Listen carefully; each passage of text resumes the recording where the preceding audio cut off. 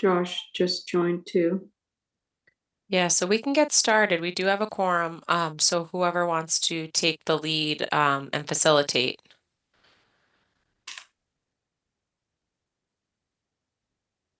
Josh, would you like to run the show since you were so successful last time? Oh, you're too kind. Sure, in the interest of moving this along, I would gladly take that opportunity. Just give me 1 second here to get all my ducks in a row.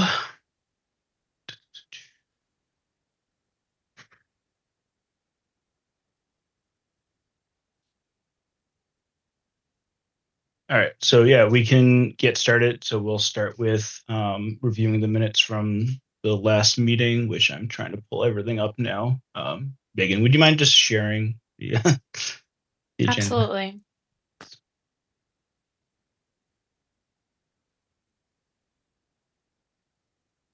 Great, thank you. So the first order of business will be the approval of the minutes from the July 28th, 2026 meeting. Did we have any comments from the board? I didn't find anything. Okay.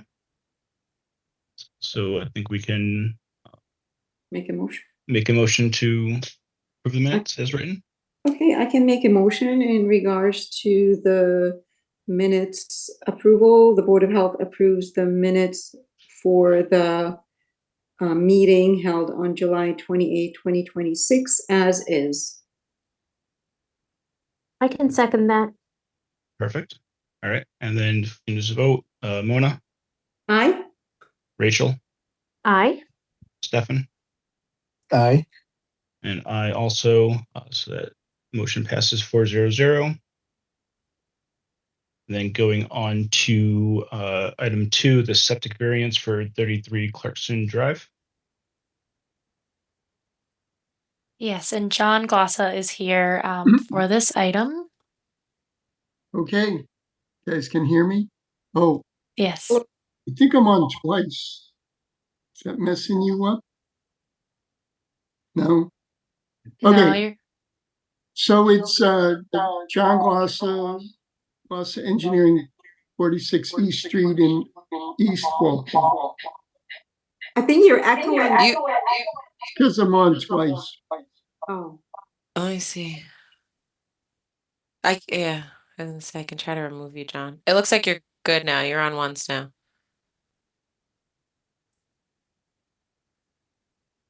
Just have to unmute your other, whichever one you're on. Okay, now There. everyone can hear me. Hooray!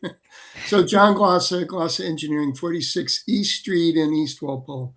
And I'm representing Kim Sala and Bobby Saad, Saade, I believe. And they are the owners of 33 Clarkson Drive. So just in case anyone doesn't know where Clarkson Drive is, if you're heading south on 1A, and after you go by, I mean, in my day, it used to be Bernardi's, and now it's Avenir. It's like a function hall on your right side, you know, before you kind of get to the junkyards down there. But right after that Avenir, there's a right turn, and that's Clarkson Drive. And as you drive in all the way to the end of Clarkson Drive, the last few lots, there are wetlands on the right side. And then when you get to the end where the cul-de-sac is, where this house is, there's actually wetlands off to the left and behind, and also off to the right of this house. But these lots and this lot were filled in. The wetlands were filled in, but it was prior to the Clean Waters Act, so it was all, you know, within any current regulations that were there at the time or in effect at the time. And so now we're sort of stuck with what we have here, which is a single family house. It's a 3-bedroom house. It's actually a very nice house. It's raised ranch. They've done a lot of nice work on it. The driveway, the patios, they're beautiful. The landscaping, you can see all those trees and everything. It's beautiful. So, but what's not beautiful is their septic system is in complete failure now. They can hardly flush.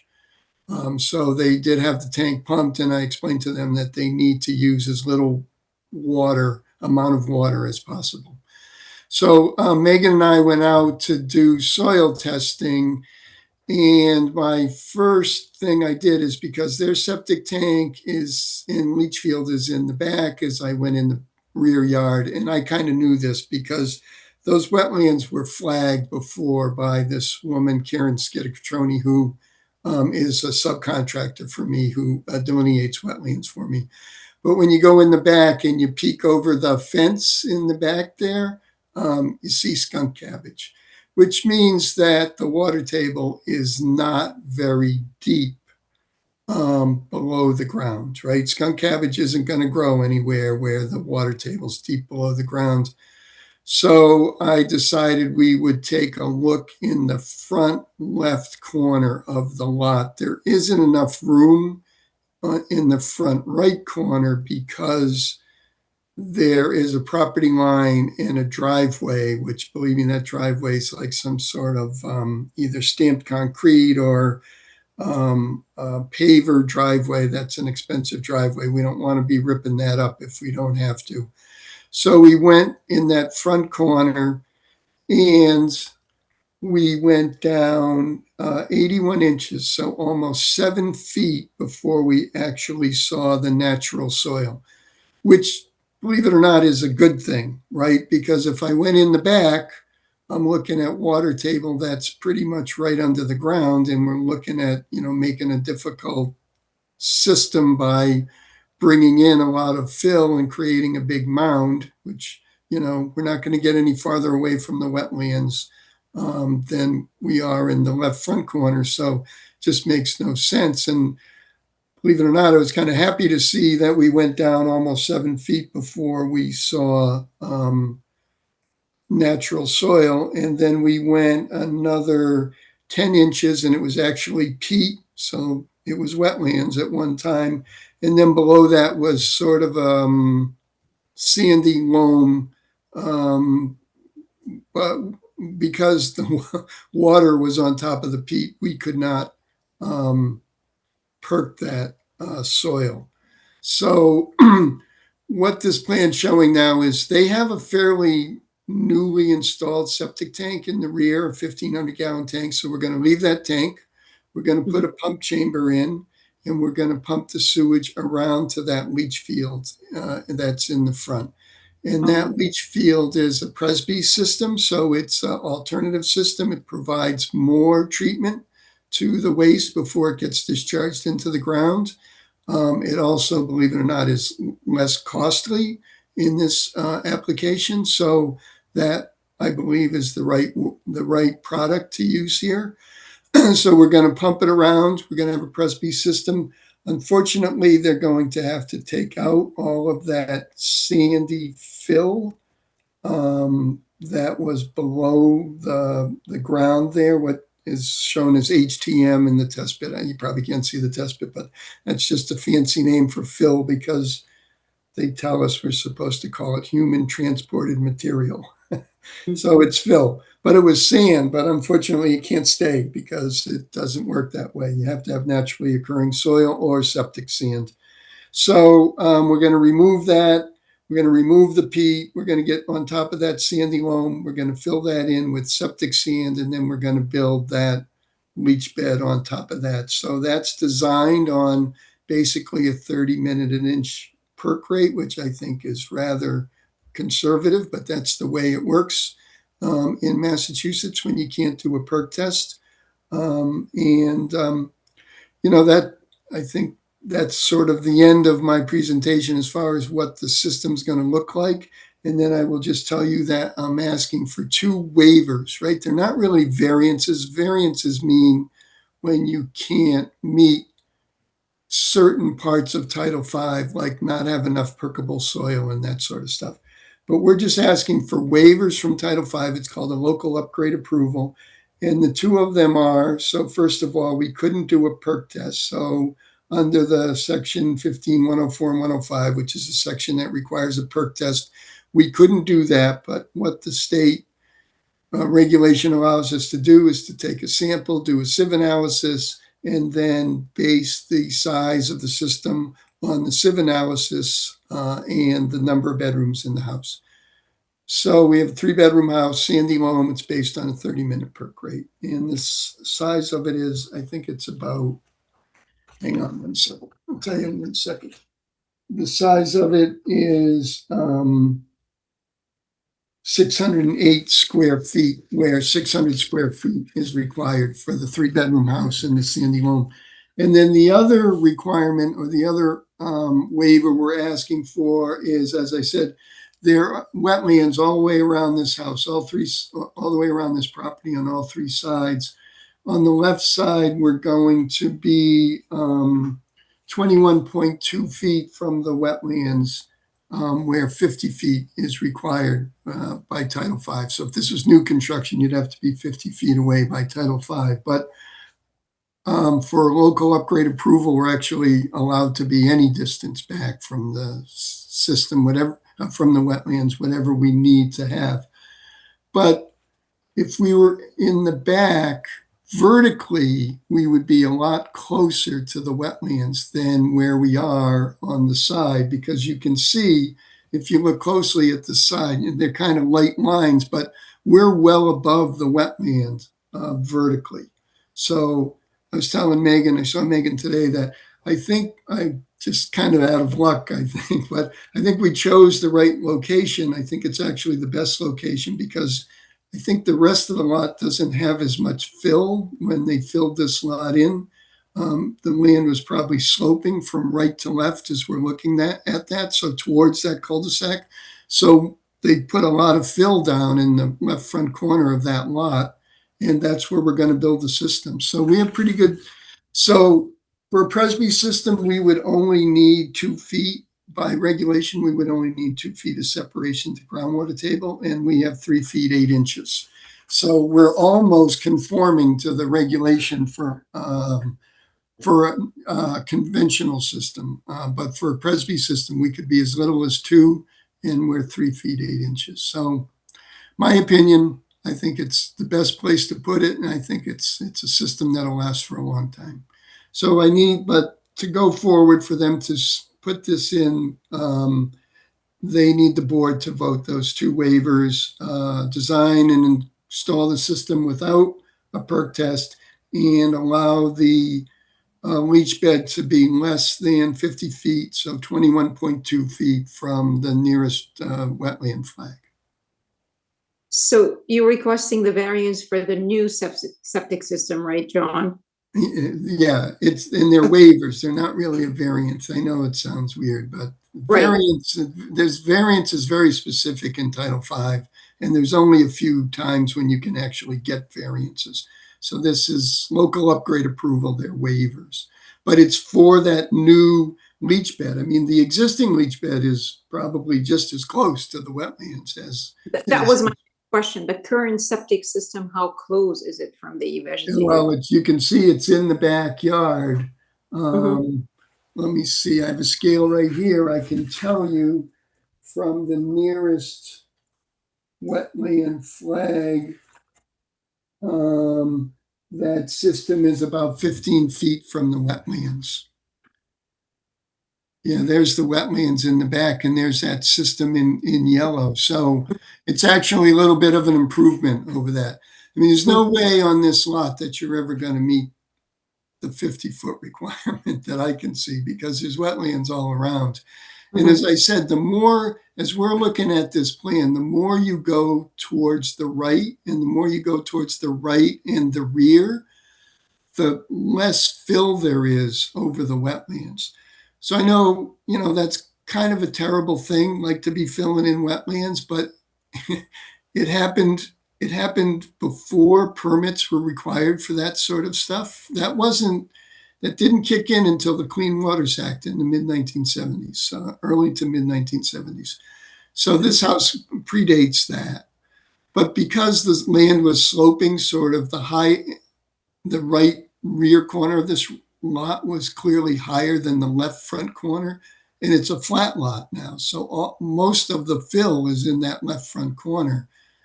And it's actually very nice fill. It's sand, but it's got to come out. But So as far as the actual treatment of the waste before it gets to the water, you're much better off having that leach bed in the left front corner than somewhere else on this lot, because we can have better separation to the water table.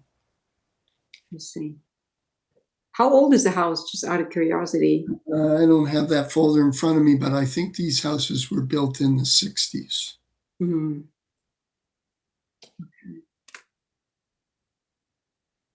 And then I just got a question more for my own education here. So for the piping associated with the pump to the field, does that come into play at all as far as setbacks and anything like that?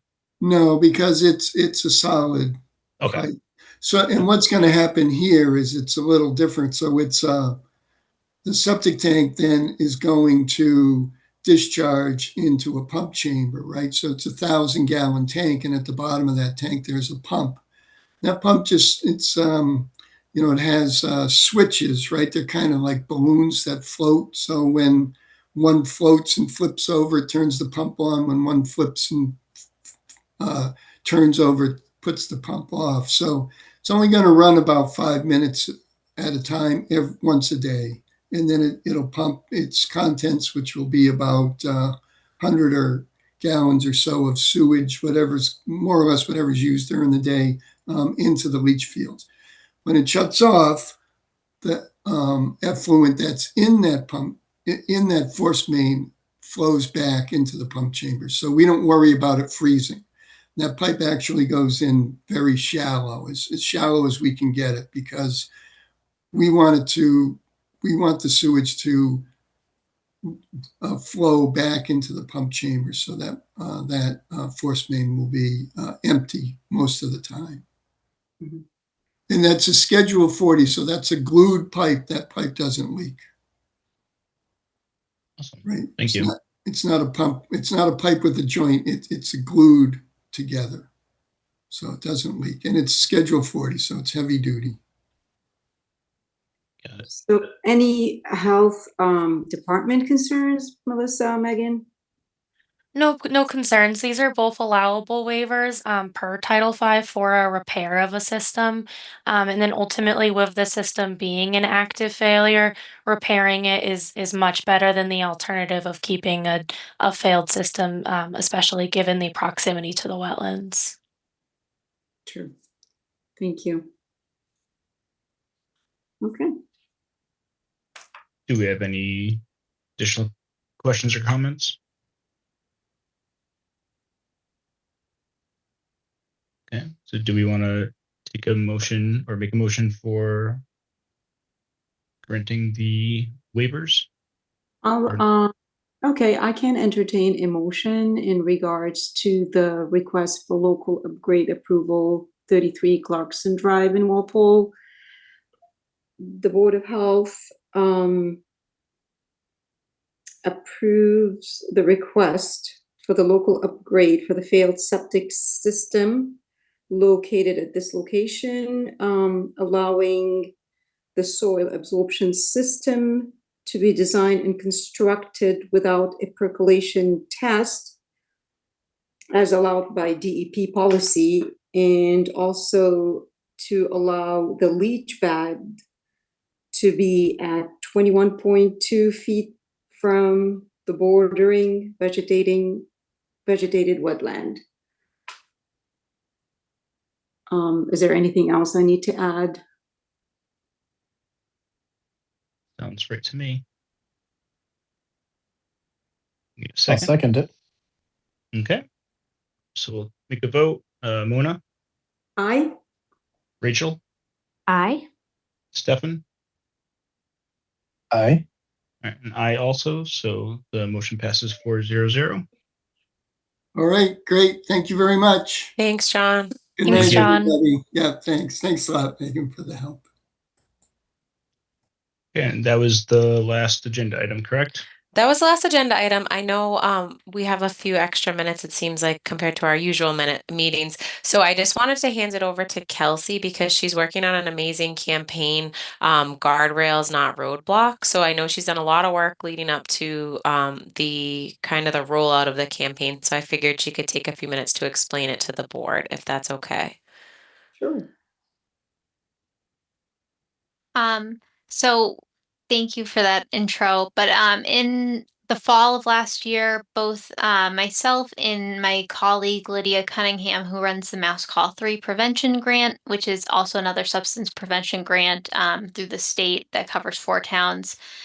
We ran a few focus groups with local parents to kind of get an idea about their perceptions and local beliefs about youth substance use, as well as I guess kind of the community norms in the 4 towns that she serves, which includes Walpole. And from those focus groups, we came up with some themes, and we kind of eventually landed on this theme of cars as an analogy to substance use prevention. How there's a lot of discussions and talking about safety when it comes to driving behind the wheel, and how we also should be having and can have those conversations with abuse and substance use. Hence the guardrails, not roadblocks. Per title. So in June, we rolled out the campaign. Using a graphic designer, we rolled out 4 different messages in social media graphics, which I've been posting on the Walpole Prevention Coalition's Facebook page. We also had posters created, which we've also put around town, and we're continuing to put around town. But something unique to Walpole, because with my DFC funding, we had some extra money. I put some lawn signs around town, and I can share what some of them look like. To see, some of you may have seen them around town. Let's see. Can you see that? Okay. Yes. So we put up 24 signs around town. I made sure to put them in pretty much every corner of the town. We decided to do 2 of the 4 different designs, and this is one of them. And they just remind parents and other caregivers to talk with their youth as well as other parents, connect with other parents and share different like tips and experiences and expectations, and then to finally take action. And that includes keeping alcohol and other substances locked up, taking action to share your expectations and your guidelines with your kids and with other parents regarding substance use. So these are around town. There's 24 in total. And they're going to be up for the rest of the summer. So if you see these around town, there's a couple around by Town Hall, one by Bird Park. You'll know that these are what they're for. We were excited about them. I think they came out really great, and the parents involved, most of all, really loved them. So it was an exciting campaign, and I'm excited that to be able to have shared it today. Thanks, Excellent. Kelsey.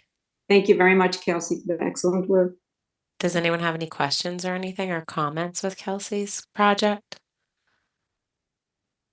And is there anything that we can do to help kind of get this out more ourselves, kind of even individually? You know, I'm a parent of a 12-year-old, so this just kind of hits home. So Yeah, we're going to continue sharing them on social media. So if you share them or interact with them, even liking these posts helps kind of boost the algorithm out to other people. We're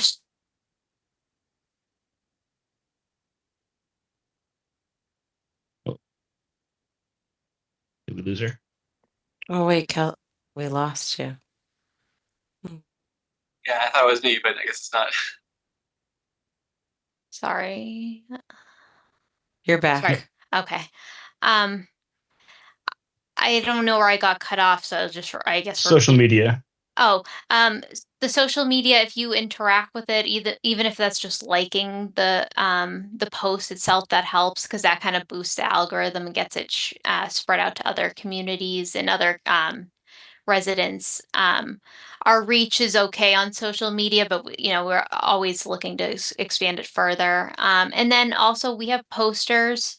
If anyone knows of any businesses or organizations that would be receptive to us hanging them, if you could let me know, that's also always helpful.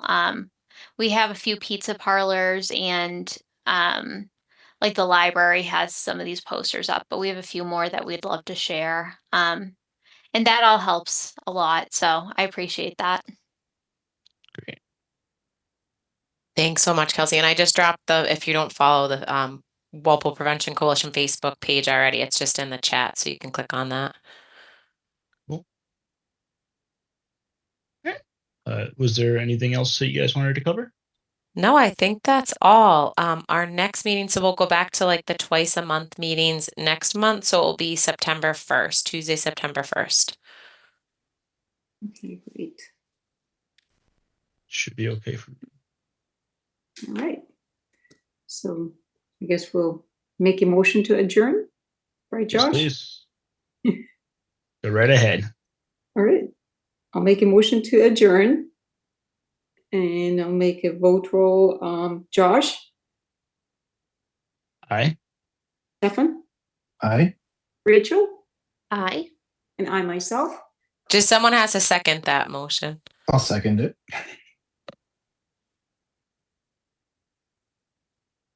Is that They're all good? set. Is seconded? Yep. Motion Aye. to and seconded. I guess we'll see you all September 1st.